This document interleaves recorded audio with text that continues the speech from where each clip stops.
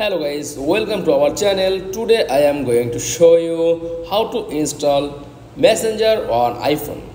Okay, so let's get started. Then first of all click on App Store.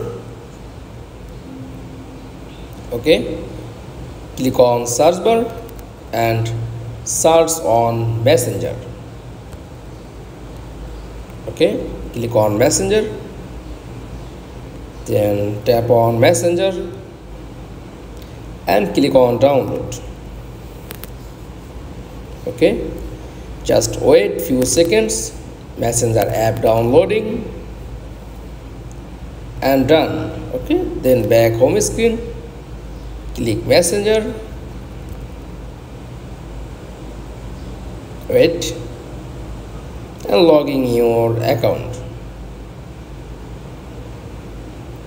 Save. Okay, allow, then continue, then OK.